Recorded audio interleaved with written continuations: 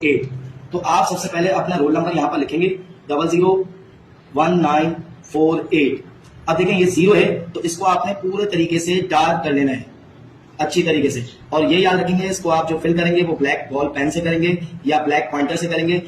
इतनी ज्यादा जोर नहीं लगाएंगे कि पेज पे होल हो जाए। तो आप जरा ख्याल रखेंगे इस चीज का, क्योंकि आप फर्स्ट टाइम ये दे रहे हैं और ये ER शीट है, तो इसमें आपने इस चीज का ख्याल रख लेना है कि ये चीज आपसे गलत ना हो। इसीलिए आपकी आसानी के लिए वीडियो बना के दे रहा हूँ। तो मैंने ये 0 पे भी सर्कल कर लिया। अब ये देखिए 1 है, मैं 1 पे सर्कल करूंगा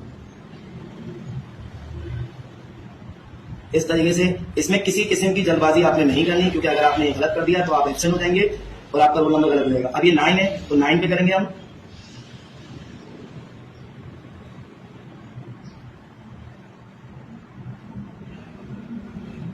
उसके बाद 4 है,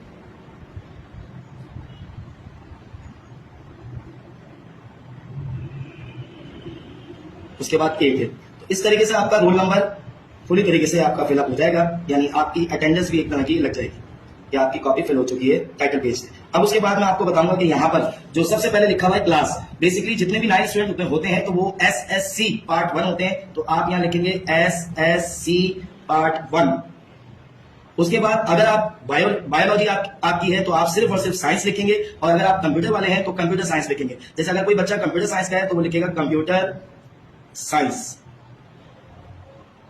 और अगर सिर्फ साइंस का है यानी बायोलॉजी लिए तो सिर्फ वो साइंस लिखेगा। अब कल जो आपका पेपर है वो है 2 मई 2025, तो आप डेट इस तरीके से डालेंगे 2 मई 5वां महीना होता है 2025। अब आपने यहाँ पर एनुअल एंड सेकंड एनुअल पे टिक कर लेना है और यहाँ लिख देंगे 2025 इसको।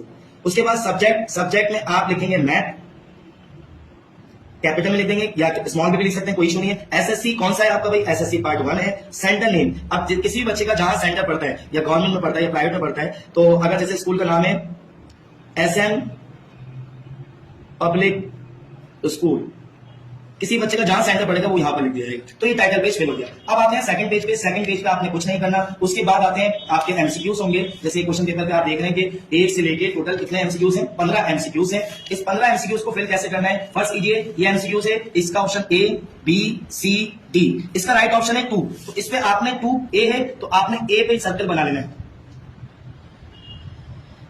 इसी तरीके से इसका आंसर फर्स्ट कीजिए क्या है? C है तो आपने C पे बना लेना है।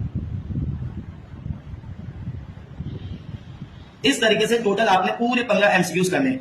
अगर आपने ये किया कि एक MCQs पे यानी एक क्वेश्चन पे आपने दोनों उस पे सर्कल पे कलर कर दिया तो वो MCQs खत्म हो जाएगा यानी रॉन्ग हो जाएगा। ठीक है, तो इस चीज का ख्याल रखेंगे।